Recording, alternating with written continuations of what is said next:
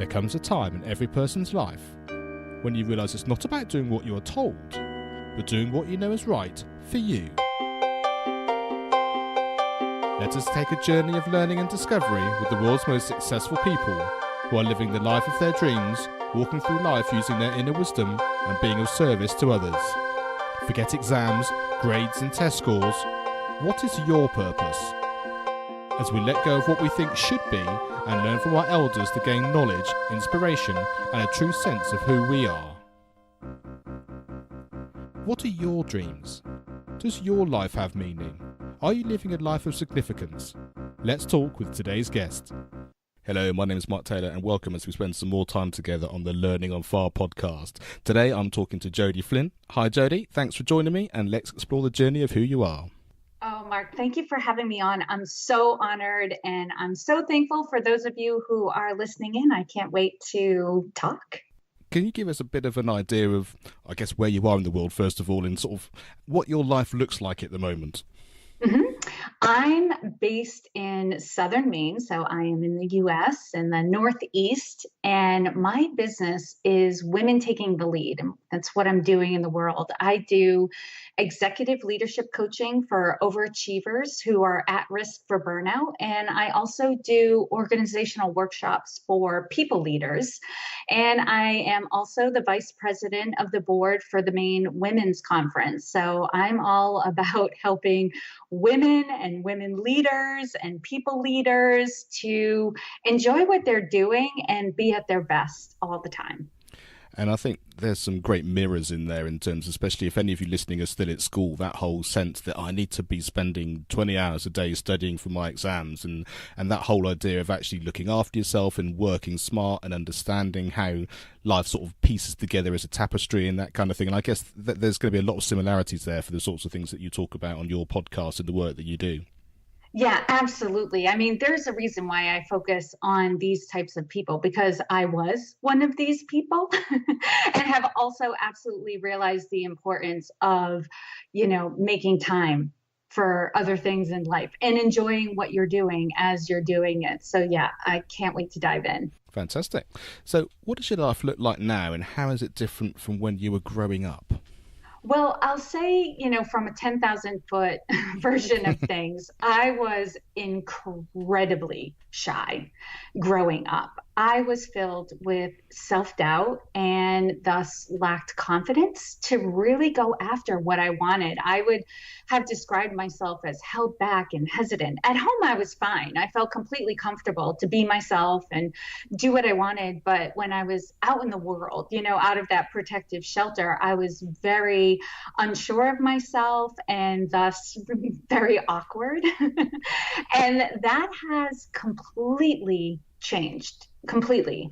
Although I'm not always successful in all of my endeavors, I'm not afraid to strive for what I want or to experience a failure. I'm not afraid to speak up and be myself. In fact, my focus for this year, I declared, I was like, I'm going to be me and have fun with everything I'm doing. I'm declaring it.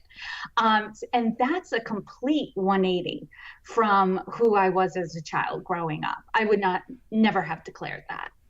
And I think it's a really interesting thing for people to hear and also to understand is that it's very hard to see your life different, isn't it? And even if you're sort of projecting it into the future, but that kind of, like, say, if you're shy or you're surrounded in an environment that you think, well, I can never be anything different to this, or I couldn't live in a different place, or I couldn't react to people in a different way or interact with people in a different way. And I think hearing people who've made those changes or through their experiences, actually their life looks completely different. I think hopefully that's empowering for people listening.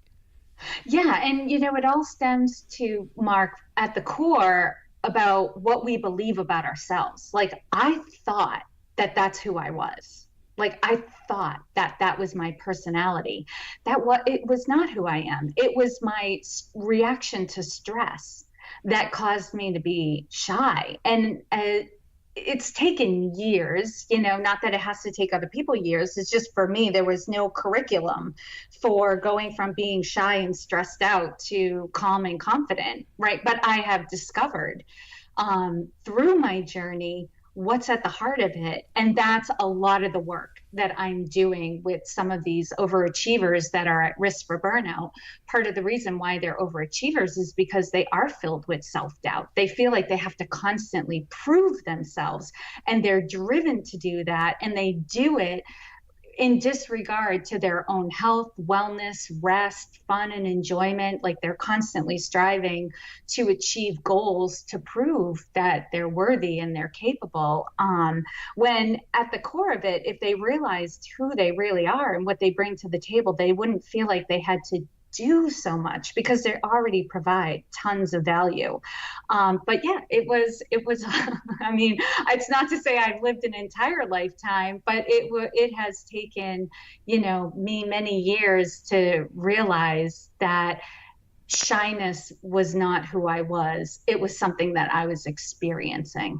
And I think also it's an interesting position to think about is the fact that, as you said, we're all on a journey, we're all learning as we're going through it, and we shouldn't sort of really take any shortcuts necessarily, because all those experiences make us who we are, and we're learning lessons as we go through.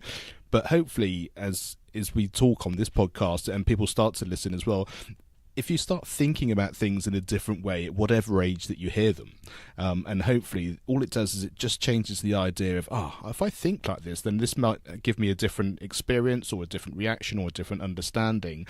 And I think there's no time like now to actually start doing that. Like you say, it doesn't necessarily take a lifetime of experiences to change how you are. It's just it can just be a thought, or certainly just something that just a little light bulb that goes off, and you just think, yeah, there's something here that I can explore, and then you can sort of go away and just see where that leads you.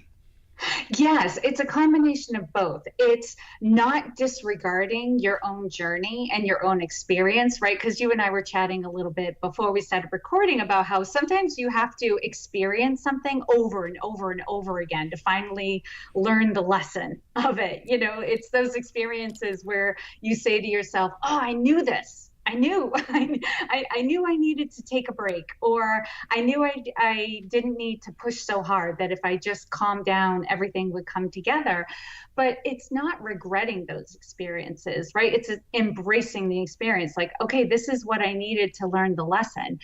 And at the same time, knowing that, human beings have experienced this before, and there's probably like books you can read or things that you can discover. I mean, Google is an amazing tool that we have. You can find resources that can help you to develop in whatever area you're looking to develop. But at the same time, I'm going to reiterate, don't disregard your own journey. And some experiences that we have, we can call them mistakes or failures. They're all opportunities for us to learn more about ourselves. Yeah, and I love that phrase, embracing what you're doing, no matter what it is. Sometimes life is easy, sometimes life can be tricky, sometimes it can be stressful.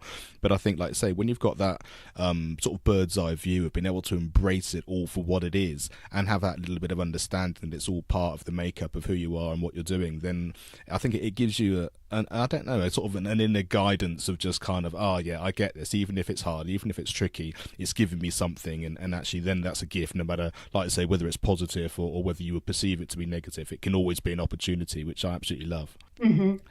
What was valuable about your school experience?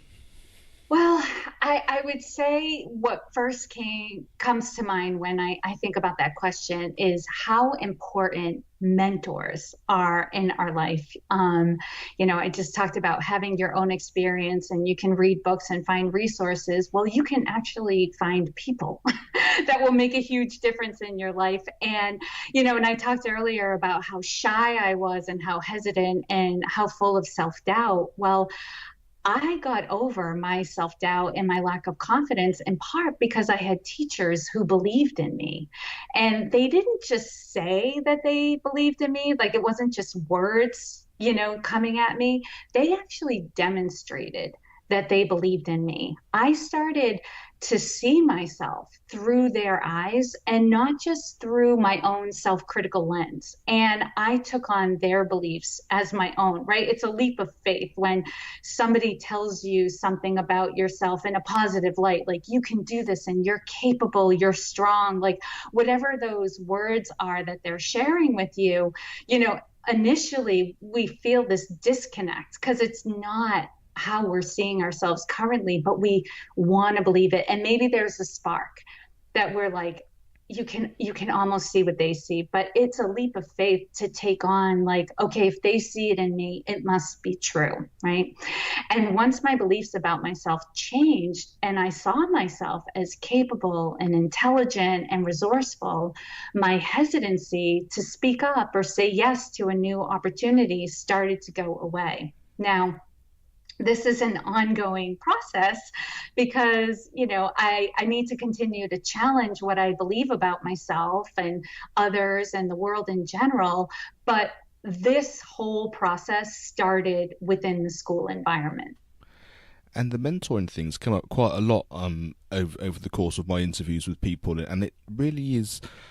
It's almost like a window into another world sometimes, and it might be a window into your world, like you said, in terms of seeing who you are through someone else's eyes, or it might be a window into an experience or a situation or a way of living which you've had no personal experience of before. But I think that human interaction is incredibly valuable and very powerful. Oh, absolutely. I mean, these are the people we're spending a majority of our day with.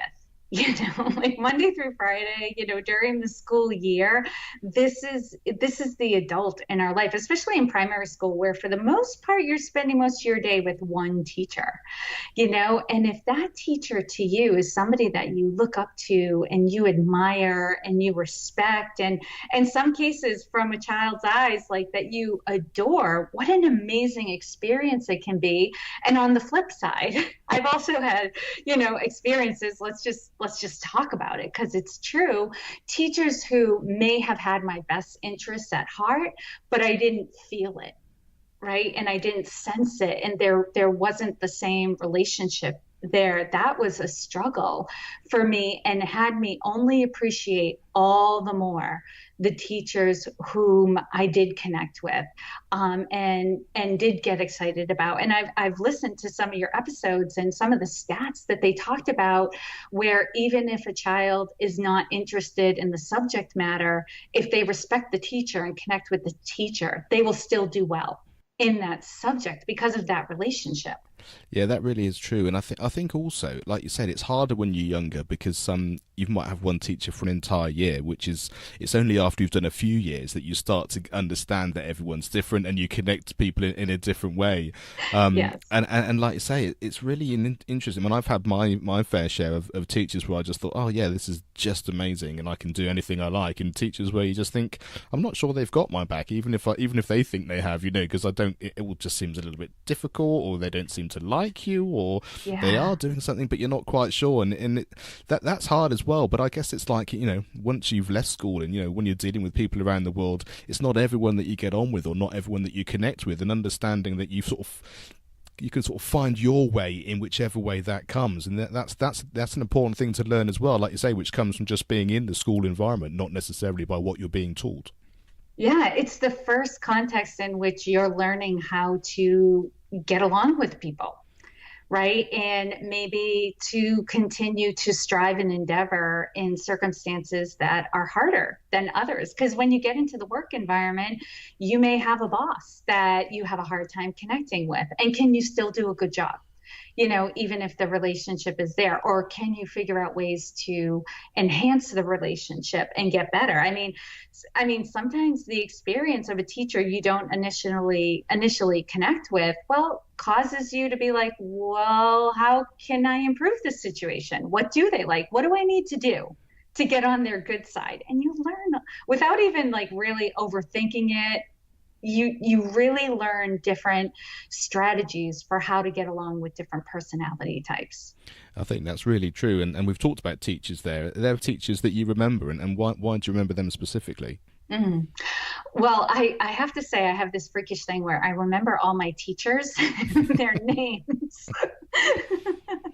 I guess I was just one of those students that, like, I will be forthcoming and say I was one of those people that I always wanted to be liked by my teachers, even though I may not have always had the experience that I was liked. I always wanted to be liked. I wanted the gold star. I wanted to be teacher's pet and all of that. So I do remember my teachers, but the ones that stand out are there are two first and foremost are my fourth grade teacher, because she was very organized, right? Which created this like calm and structured environment.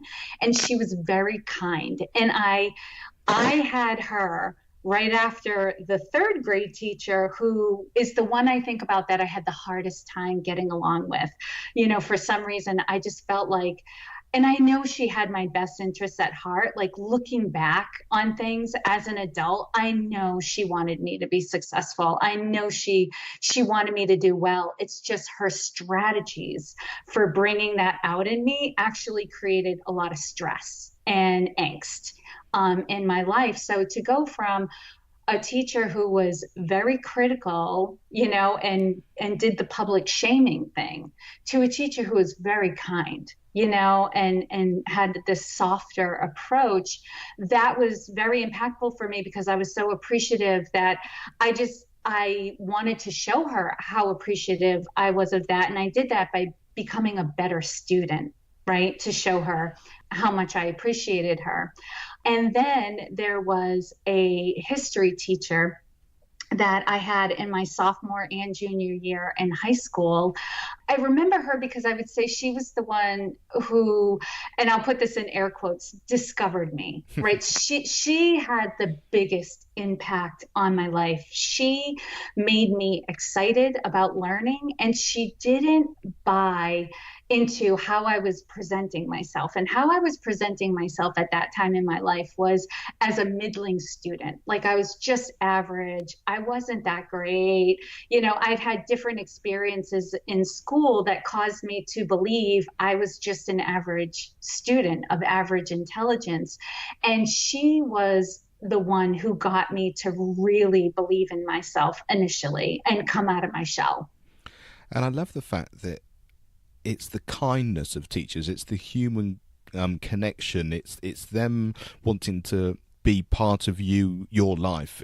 It's not just about, now I'm going to tell you how to learn, or we're going to cover this curriculum and that kind of thing. And I think we're all humans, and we're all, like we said, we're all connecting in different ways. And it's some of those basic things, which I don't know whether you're taught those in teacher college or anything like that, but it's just personality sometimes. And like I say, when it connects with you that strongly, it means that you think, yeah, that's the way I want to be. I want to pass that forward. I want to be kind to other people because I know how that makes me feel.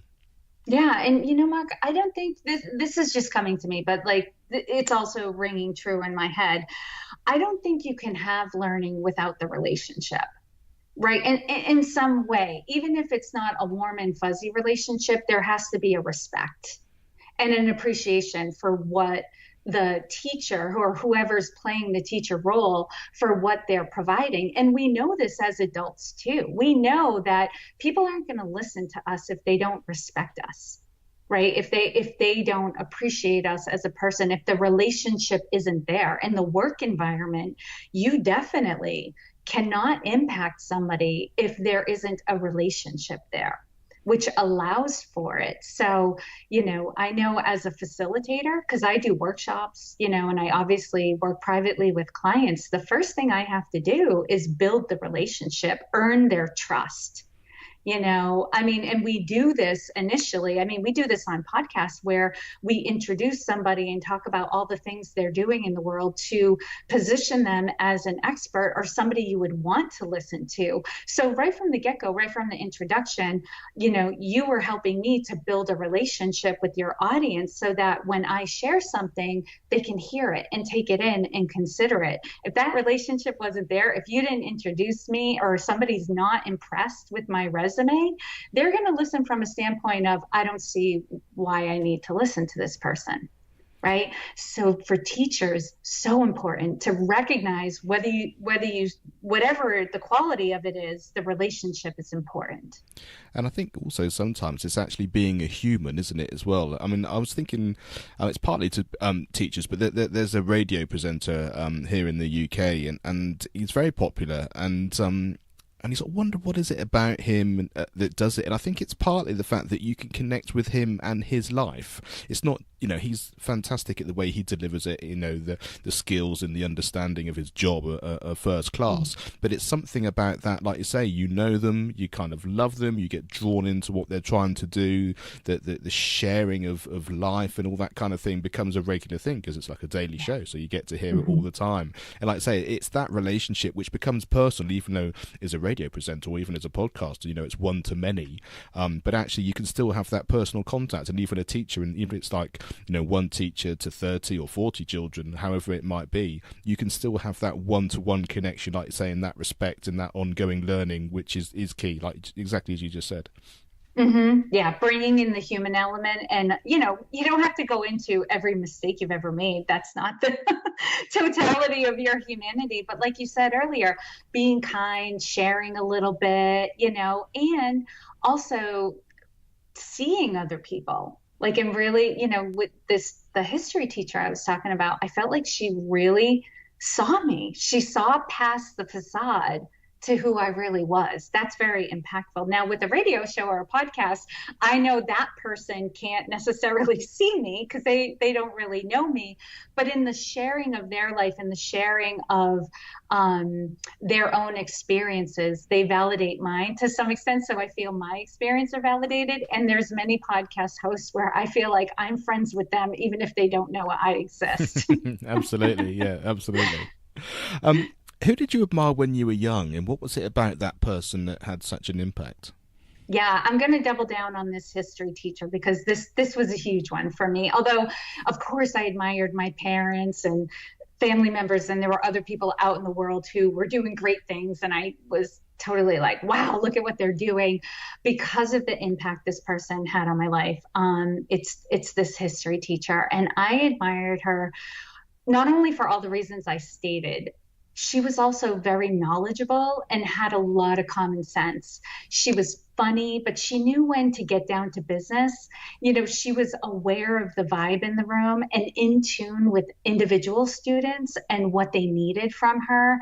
She was responsive and non-judgmental. There was just, because of all these things, it just created this light about her, a lightness about her that drew people to her, right? She was that balance of competence and being kind, right? Like being able to handle the whole room, but also sensitive to the individual. And I would say in a lot of ways as I see myself as an archetypical teacher and healer type person. And I can see in retrospect how my experience watching her and seeing how she did things shaped how I approach my work today, where I try to do the same thing in workshops or working privately with clients. I would say the most crucial thing I do with my clients is help them to believe in themselves and see themselves for who they really are, and not just what they do for others or the facade that they built up about themselves or their strategy for coping with stress. Is to help them really see themselves and really believe in themselves. And it's so funny because that's what this teacher did for me, and why I hold so much love for her even today, even though I haven't seen her in 26 years. She's still very present in my life today. And I'm interested, you sort of said about your one-on-one coaching and things. I mean, I know from teaching drums and percussion, it's like sometimes you turn up and you have a conversation and you think, oh, this lesson's going to go in this way, or this workshop's going to go in this way because this is what we've done in the last however many workshops. And then they show up in your life that day, and you're just like, no, that's just really it's not the right day. Something's happened, or they're somewhere emotionally, which means that it just needs to be different. And I guess that's the sort of thing you're talking about, is it? It's that kind of, you sort of read the experience, you read the room, you have a feeling that actually it's not, well, it never is about you. It's about how you can help the person that you're working with. Yes, absolutely. And you know what? That can happen in a group too, because if you were leading a band, right, and they were coming for band practice, you would also know that, okay, I had this plan but this is how they're all showing up today. So how do I meet the needs? Because if you try to stick to the plan, it's not going to go well. But if you can meet people where they are, right, you can create something unexpected and perhaps produce more than you thought you would. Yeah, I think that's absolutely true. And what just struck me there as well is that you can do that personally as well, because you can have a plan. Oh, today I'm going to be doing X, and I've got my to-do list, and I've got this, and this is how I'm going to be. And then you wake up in the morning and you think, I'm really not there today. I can meditate, I can go for a walk, I can do whatever, but it's just one of those days. And actually being sensitive to who you are within yourself, and actually having a little bit of leeway, and just, you know what, I'm going to throw that out the window, and I'm just going to start again, and I'm going to rethink what I think my day wants to be based on how I am as well.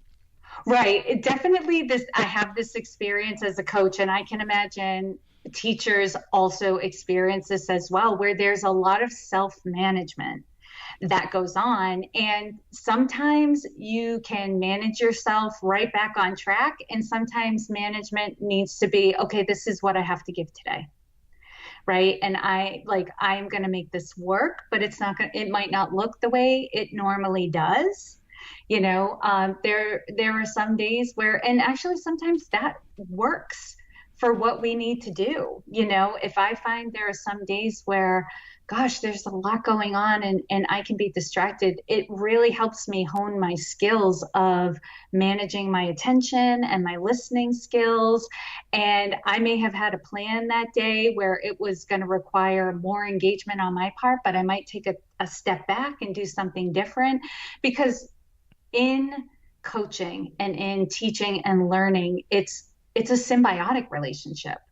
It's not just what's going on for the student, it's what's going on for the teacher too, and even I find often the books I'm reading, the podcasts I'm listening to, a movie that I've seen recently, an article that I've read might impact and play into what comes up in the session, and how I like the conversation we have, and what I offer as a perspective. So, it's going back, Mark. Here's a trend. It's going back to, it's the relationship that creates the experience. Yeah, no, that's absolutely true. And there's something else which just struck me there as well, which I had recently. I think it's more of a performer type thing.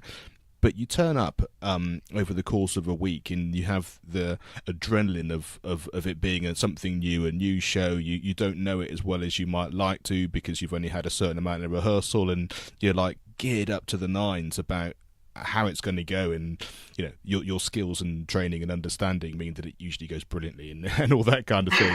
But then you have a sort of a second show where you think, well, you've got the experience of having done it, so you think that's fine, and then the next day you've kind of done it twice, so therefore, it's okay, I can sort of take my foot off the gas a little bit, not be quite so on edge. And then you do another couple of days, and then you're like, oh yeah, I'm sort of not really concentrating enough now, and you sort of end up having that sort of quick, I need to go and just really make sure I'm still focusing. And then a few shows go by, and you're almost thinking about what you're having for dinner halfway through what you're doing, and it just makes me laugh to myself sometimes. It's like, it's exactly the same thing, but my experience on every single one of those things is slightly different. And and I remember working with a conductor a few years ago now, and he said, you have to remember, especially if you're doing the same sort of things over and over and over, it's a percentage game. It's that kind of, each one will be different, each experience will be different, but your job is to provide a high percentage of quality in what you're doing, because there are some things that you can't cope with, some things which you can't control, and anything can happen in live performance, certainly. But actually, it's having that understanding overall that keeps that high percentage up, which gives you the quality that you want to experience. Yeah, it's so interesting how you talk about that, how, in the beginning, it's almost like your experience of being amped up, right? Really creates a great show for you. And you have this feeling of like, oh my God, we killed it. I was so nervous about it. But the expectations were kind of low, so you over delivered. And how the experience of things changes over time. And you notice like, oh, this is becoming old hat. I have to recreate this experience. I have to make it interesting, or I have to recommit, to providing a good performance.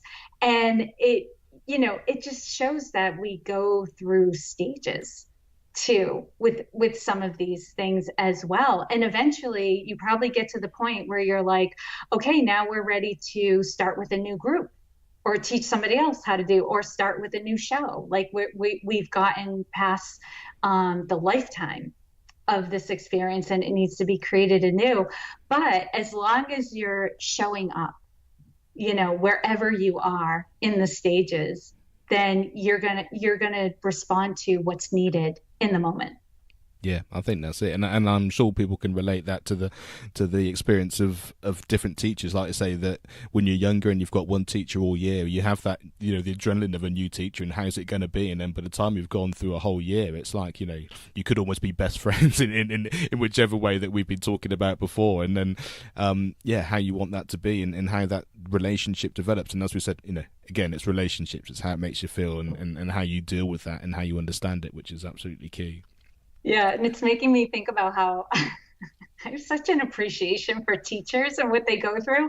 And also, it makes me think about also based on the time of the year, like what you need to do. Because I know as a workshop facilitator, it's much easier to deliver a workshop in the morning. After lunch, we have to do more interactive type of things. It needs to be more physical and engaging. You can't just give a lot of information to somebody.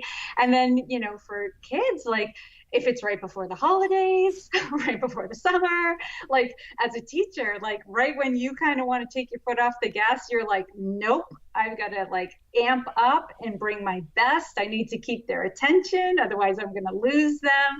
Right. So again, that symbiotic relationship of what's your experience with this? You may have delivered this information time and time again, but if you go on autopilot, you're going to lose your audience. So you have to like make it fresh, recreate it, make it interesting for yourself, because you need to make it interesting for the audience. And as a musical performer, it's very clear that the people who pay for the seats, they're your audience. But as a teacher, the child or the person who is there to be your student, they're your audience. You're Absolutely. Gonna provide. Yeah, and I think about that quite a lot. Actually, it's that kind of they're your audience today, and like I say, if you've done it once or you've done it a million times, it's often their first experience of that in whichever way. And if you can keep that at the forefront of your mind, I think that gives you a pretty good guidance of how you're going to do. Absolutely. What was the best piece of advice you've ever been given, and who gave it to you? The best piece of advice was anonymous. I actually saw it. I think I saw it the first time as a meme on the social webs, and it was unattributed, but it was very impactful. It was, be compassionate toward everyone you meet. Everyone is going through something and you have no idea what it is. And I try to keep this top of mind because it's easy to be out in the world interacting with people, right? We're in grocery stores, we're at work, or, and people are doing what they do and they don't always show up as helpful or awesome, right?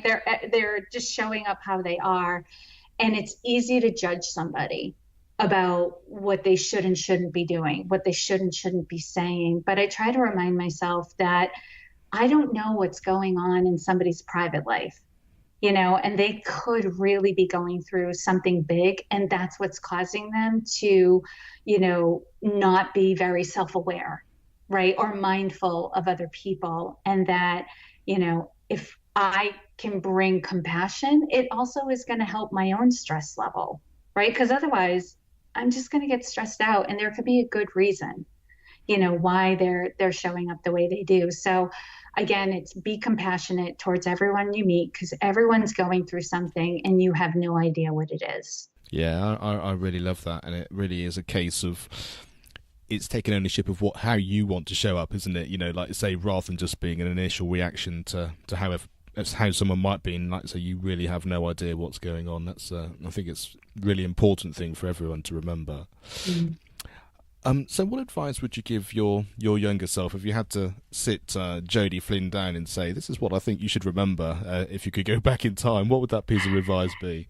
It's so funny, Mark. I'm going to give you a quick answer, but this actually for me, because I'm also a podcaster, had me in another Word doc, creating a whole list of things, advice I would give my younger self. And I think I'm going to turn that into a podcast episode for women taking the lead. But for this episode, I would say the advice I would give my younger self it's two things. Let go of the beliefs you have about yourself that don't serve you. Embrace the beliefs that strengthen you and motivate you to go after what you want. And this next piece it's going to come out of left field in the course of this conversation, but it's very relevant to the question you asked. I would also tell my younger self, nurture your relationship with God, because it is the relationship you have with yourself. And what's funny about this question too, Mark, is this is the same advice I would give myself today, my 44-year-old self. Well, yeah, and I think that's the thing. As we get older in our years, we don't necessarily getting older within who we truly are, and I think that's something to remember, isn't it? As we sort of develop through our journey, whatever that age happens to be.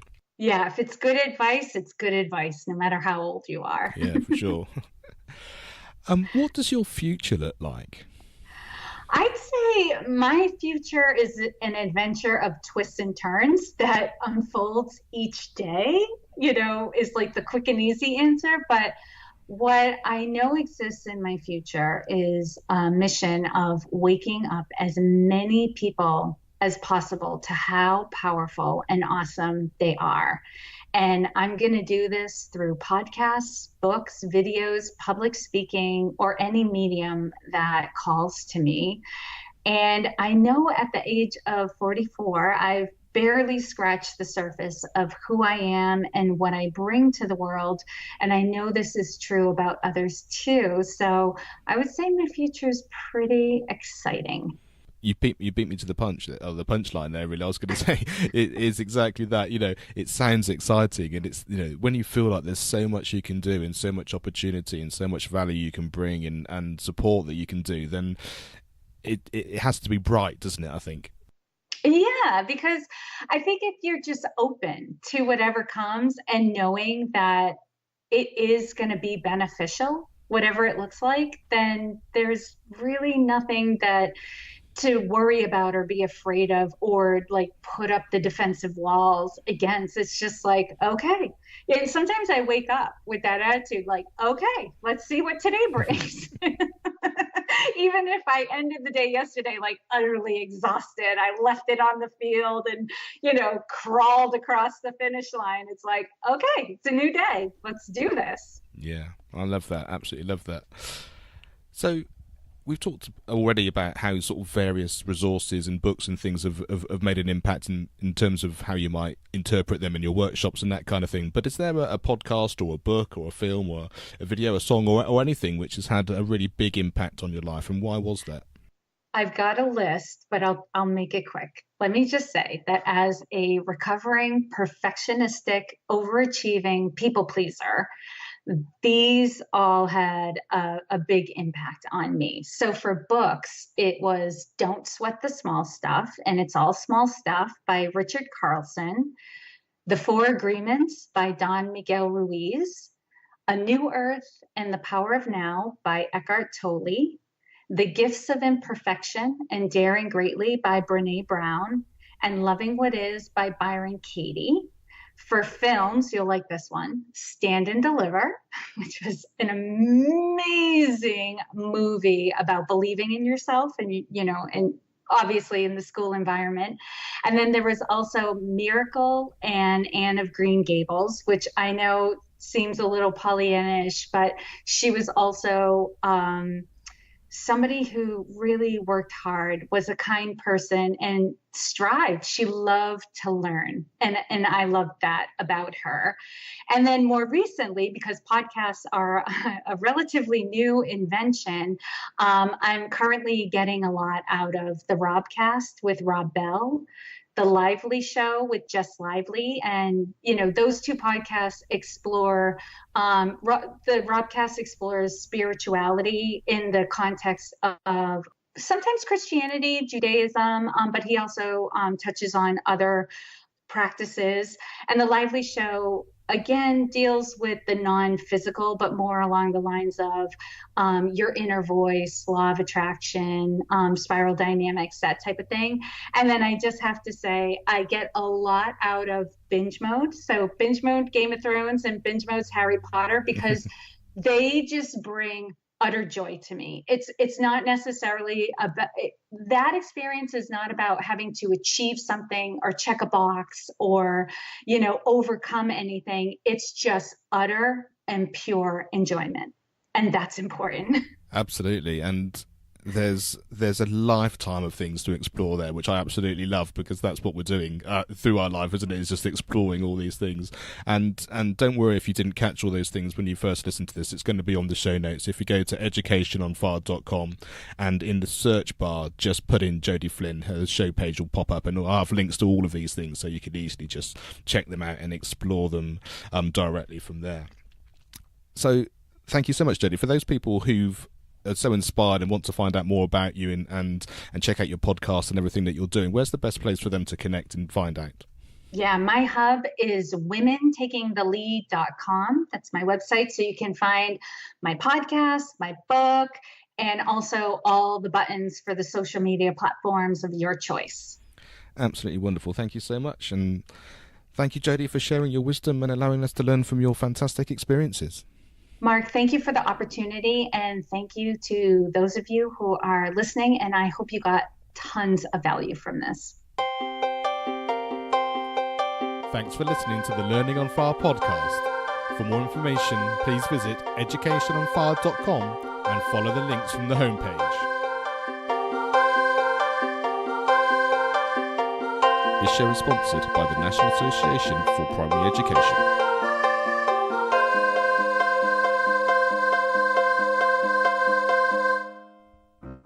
Education is not the filling of a pail, but the lighting of a fire.